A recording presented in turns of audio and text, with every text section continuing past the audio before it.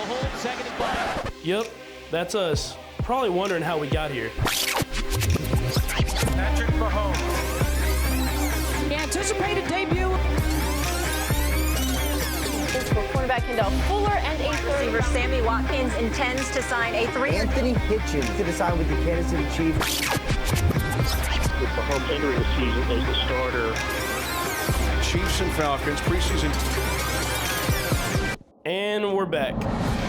Gunning it for Tyreek Hill on the near side. Tracks the ball. Caught it. Touchdown. Kansas. Patrick Mahomes will be a heck of a starting quarterback.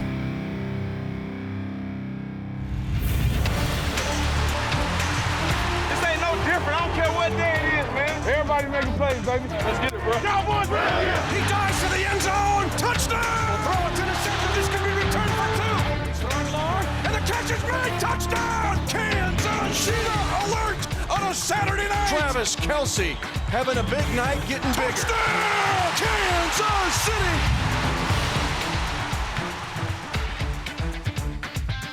Hi, everyone, and welcome to this edition of Hy-Vee Chiefs Insider. The Kansas City Chiefs began their 56th year of professional football in the city of fountains, but they'll start this year on the road this Sunday in Southern California as the Chiefs try to continue their dominance over their division rivals. And we're going to get you prepared for the 2018 edition of the Chiefs and Chargers like no other show can. There's some big numbers to ponder here. The Chiefs will try for an unprecedented 3rd straight AFC West title, an unprecedented 9th straight win over the Chargers, and protect an NFL's best 89% winning percentage against the AFC West the past 3 years. Those numbers are loaded, and so is this show. Later on, we'll hear from General Manager Brett Veach on how the gut-wrenching decisions of last weekend led to this week's 53-man roster to start the season. We'll also chat with Chiefs head coach Andy Reid on how this Chiefs team can attack the Chargers this week, plus the 15 games that will follow. But first, it's a big week for the Chiefs Kingdom, as they will watch a young quarterback of their own lead the team on the field for the first time in 37 years. This week, we sit down with the starting quarterback of the Chiefs, Patrick Mahomes.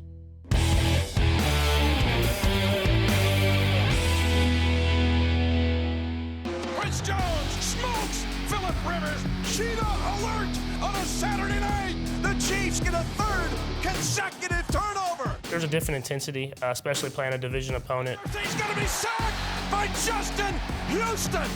Inside the 3-2-1 touchdown, Kansas City. Someone that you're going to face twice this season, but you got to make sure that you're prepared and knowing that, every single game counts in this league, and you're going to try to win every one of them. Zips it outside. Kelce, beautiful throw. Kelce again. Pass right side, Kareem Hunt, 10-yard line, 5-yard line. For Tyreek Hill on the near side, touchdown. First off, you have to build your own schedule of how you're going to look at every single situation, and it's stuff like that you have to have a plan for if you want to have any success as a quarterback in this league. I like his approach to the game. He's given himself an opportunity to be successful and lead the football team. There's no way around it. You got to go play, and in order to feel confident, you've got to be pretty secure in what you're doing and the steps you're taking forward. And I think he's done a good job of that. Hey, let's finish strong here, baby. Finish strong, finish strong. When you have the coach that I have with Coach Reid, I feel that I have every advantage of that, of the chess game and him being able to exploit what the defense is doing. And no matter what they try to throw at us, he knows how to relate to the quarterback. He knows how to make sure that you always have an answer. Once you commit, go fast, right? Go fast, he's right there. Being able to just go out there and execute his offense, I have the most confidence in the world. Nice shot. I feel like whenever he can explain things to you the way he explains it, and you know you have an answer no matter what coverage or what blitz they bring, that's the reason that the quarterbacks that he's had so far, and hopefully I have success in this league. From Carson, California, it's the Kansas City Chiefs and the Los Angeles Chargers. I'm very excited. Just being able to get the regular season going, the opening game, is something that I'm really excited to go out there and play. Mitch, today I want to see the Chiefs start fast and get faster from there. They have a chance to. They have a ton of talent everywhere.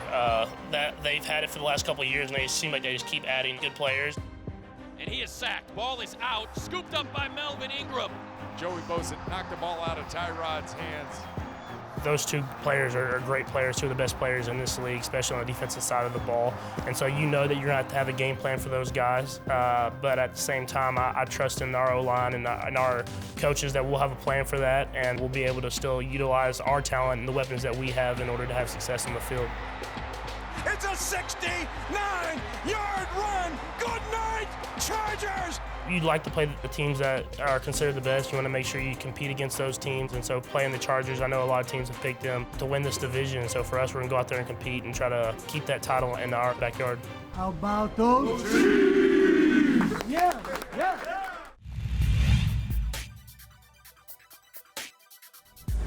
Andy Reid enters his 20th consecutive season as an NFL head coach and his 6th at the helm of the Chiefs. Since joining the club as the 13th head coach in franchise history, Reid has taken his team to the playoffs 4 times in his first 5 seasons in KC. He's tallied 53 wins, the highest combined win total of any coach in franchise history in that time frame. This season, Reid will look to bring the Kingdom their 3rd straight AFC West crown. But to do so, they'll have to start fast and on the road against a division rival. Let's go, baby. Let's go, let's go, let's go. Let's go, let's go, let's go. One word that you use that I love is attack. You say attack everything. How is this team, the 53 you're taking to California, prepared to attack?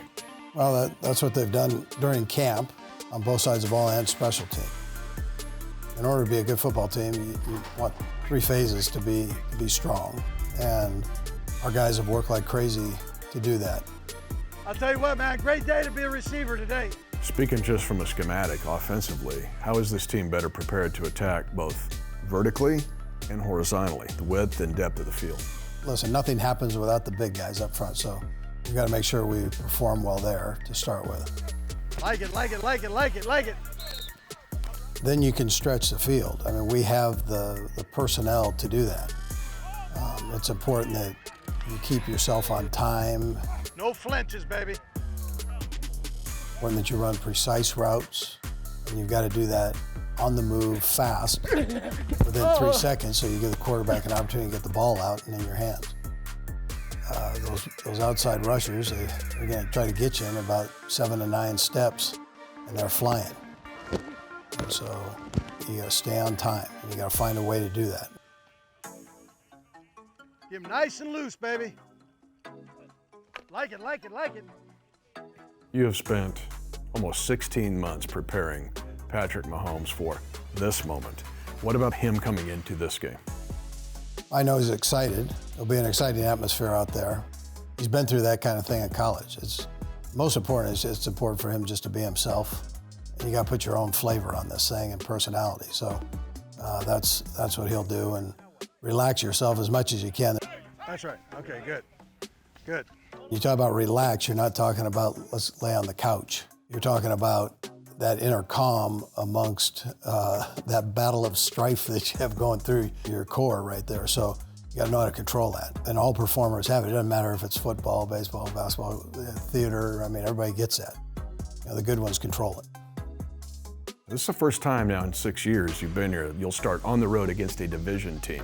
What about starting fast, even in a play, in a game, in a season? And as a follow-up to that, you're facing Phillip Rivers. How important is it to keep giving him different looks? Sure. Yeah, you want to start fast and finish faster. I mean, that's how you look at it in this business. You're going to bring your all every game. And anytime you step on the field, you're representing yourself and the Chiefs. And so you take pride in that. We got a great defensive scheme. Bob Sutton does a heck of a job, and the coaches do a nice job.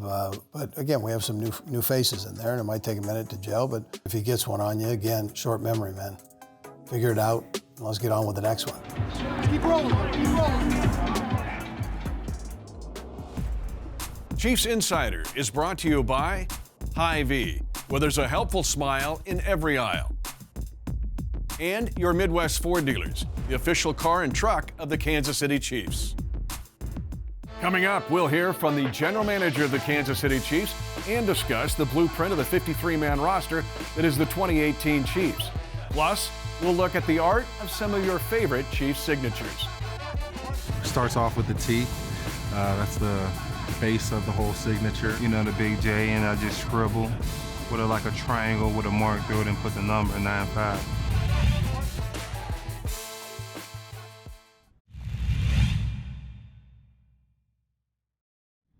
This has been a huge process for 8 months to get this 53-man roster together. What did you prioritize over that amount of time that we see in this roster? I think over the last 8 months and after the season ended, we just wanted to put a game plan together and first and foremost acquire tough-minded players that come in and do things the right way.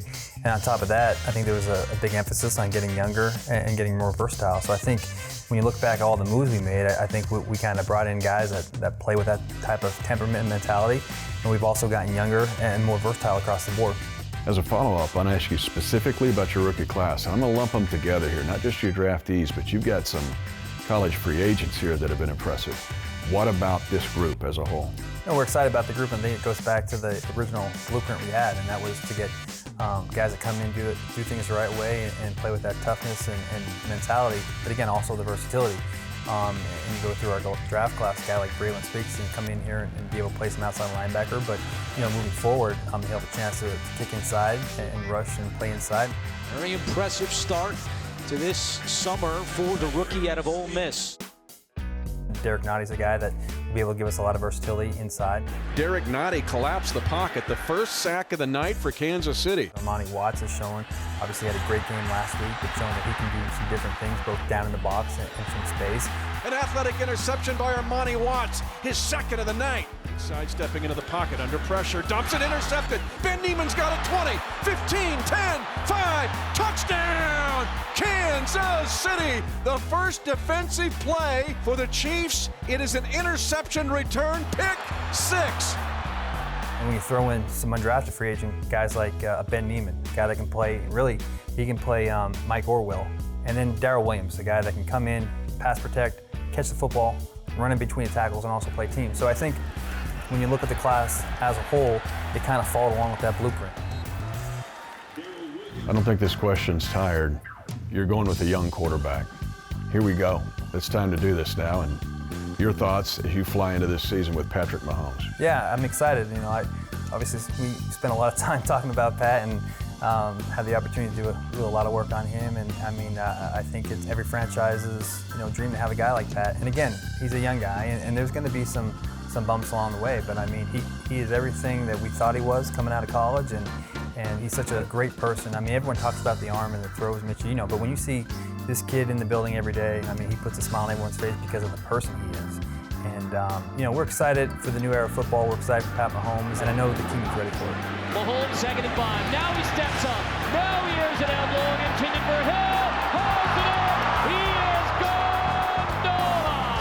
All the way into the end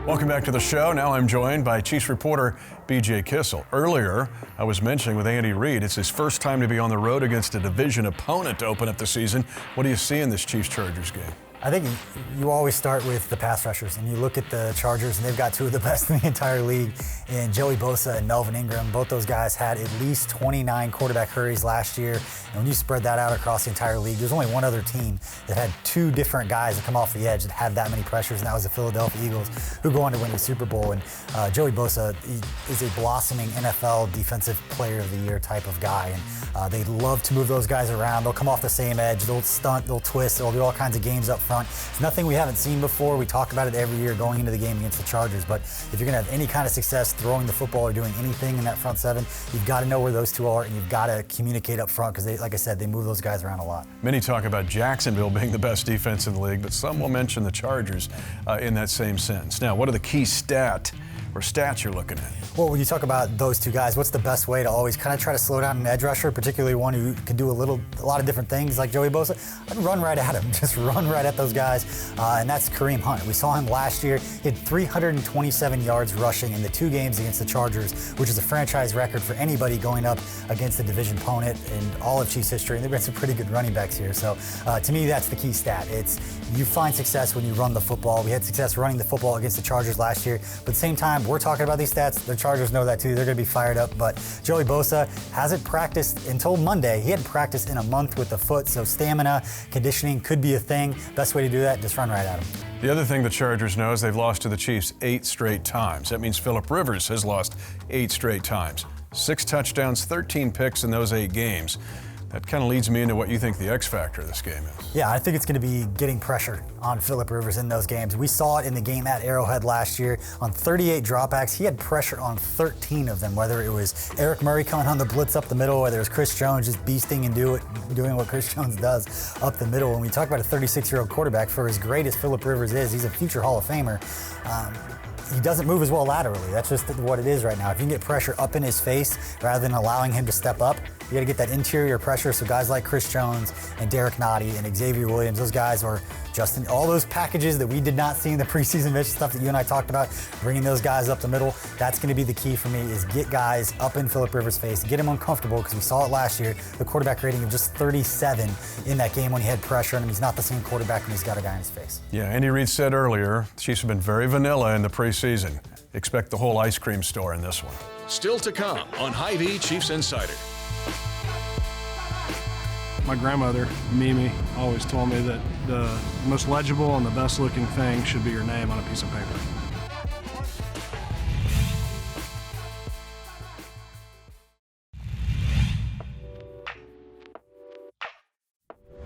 Welcome back to Hy-Vee Chiefs Insider. A signature is more than a name. Often unique and always personal, these marks capture a moment in time. For the author himself, it's his identity. It's a certificate of their authenticity. This week, we look at the art of a signature for the 2018 Kansas City Chiefs. My signature is something where I'm trying to let the fans see the entire thing. I've actually practiced it since I was a little kid. I remember trying to mock my dad's signature, so it kind of originated from that. My first time signing signatures in college, I just write my whole name out. But then I started to master it once I got in the league. I started my big A, and then my last name was 3 letters. I done changed my signature probably 4 or 5 times since I've been in the league. Usually I go with the big C, then I do the J with a triangle with a mark through it and put the number 95. My grandmother always told me that the most legible and the best looking thing should be your name on a piece of paper. So I just kind of tried to make it legible, which I think is a really important thing that fans get to come and see. That, hey, I get to read your first and last name. I appreciate my kids can read it. I switch it up. I wanted to make it short and sweet, but then I was like, they probably don't know who D-Rob is, so I put a D with a Robinson, number 11, who I am, what my number I am, and then I put a star up under it because I'm a star. Me and my teacher, Miss Roberts, we always talked about my signature, because at first it was terrible. So you said, why not you just do a big R and then write your name into it and with your number? I said, okay, that's easier and it's fast instead of me just writing out an R, E-G-I-E, R-A-G-L-A-N-D, then my number. So, but big R and then my name makes it easier. There's for sure an art to a signature. Starts off with the T. It's just a really big swoosh, kind of, and then I write my name under that really fast. It's probably one of the longest ones in the league. I don't think nobody swoop my D's like I do, so I like to start off with my little swoop with the D, and then after that it's all scribbles. It sounds weird, but I'm big into handwriting and penmanship.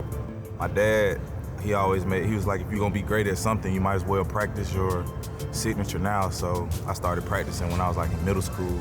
When I first started writing my signature, I thought it was trash. But then after a while, after just writing it so much and just looking at it on paper, I really don't think it's an art to a good signature. It's just you being yourself and how you want your signature to look, man, and that's the great thing about it.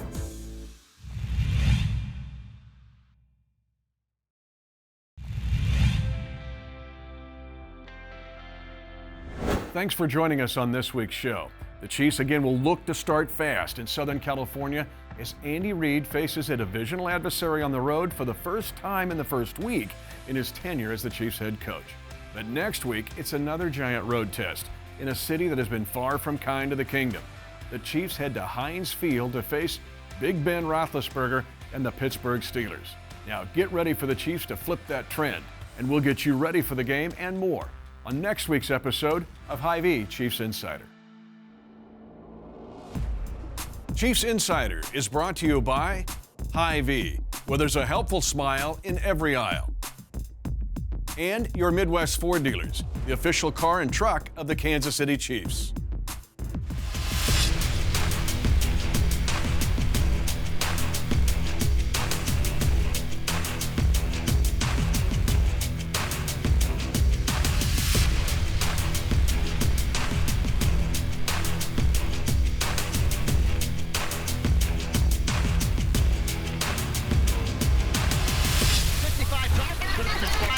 Toss power trap.